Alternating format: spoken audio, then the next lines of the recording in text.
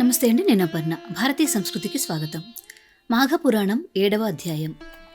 ఈ విధంగా ఏనుగుకు శాప విమోచనం అయిన తర్వాత మృగశృంగుడు మళ్లీ కావేరీ నదిలోకి దిగి అకాల మరణానికి గురైన ఆ ముగ్గురు కన్యలను బ్రతికించాలనే ఉద్దేశంతో యమధర్మరాజును గురించి తపస్సు ప్రారంభించాడు.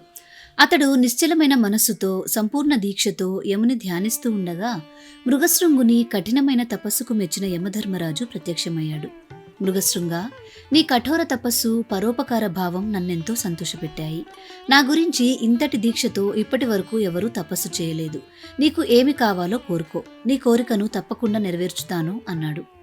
ఈ మాటలు విని మృగశృంగుడు కన్నులు తెరిచి చేతులు జోడించి, మహానుభావ, ఎంతటి మహాతపస్సులకు కూడా దర్శనం ఇవ్వని మీరు నాలాంటి సాధారణ వ్యక్తికి దర్శనమివ్వడం నా పూర్వజన్మ పుణ్యఫలమే.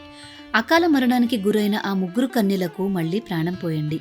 మిమ్మల్ని స్తుతించే వారికి, మీ స్తోత్రం వినేవారికి జరామరణాలు రాకుండా ఉండేలా అనుగ్రహించండి. వారికి అన్ని విధాల శుభములు కలిగేలా దయచూపండి అన్నాడు.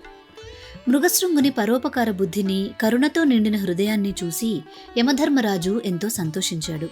అతని కోరిక ప్రకారమే ఆ ముగ్గురు కన్యలకు మళ్లీ ప్రాణదానం చేయాలని నిర్ణయించి, మృగశృంగ, నీ భక్తికి నేను మెచ్చాను. నీ పరోపకార స్వభావం నన్ను ఆకర్షించింది. నీ కోరిక సఫలమగుగాక అని ఆశీర్వదించి అదృశ్యుడయ్యాడు. మాఘపురాణం 7వ అధ్యాయం సమాప్తం. మీకు ఈ వీడియో నచ్చిందా? నచ్చినట్లయితే లైక్ చేసి మీ బంధుమిత్రులందరికీ షేర్ చేయండి. మాఘపురాణంలోని మిగిలిన అధ్యాయాలను కూడా మిస్ అవ్వకుండా చూడాలి అనుకుంటే భారతీయ సంస్కృతి ఛానల్ని ఇప్పుడే సబ్స్క్రైబ్ చేసుకుని బెల్ ఐకాన్ని యాక్టివేట్ చేసుకోండి.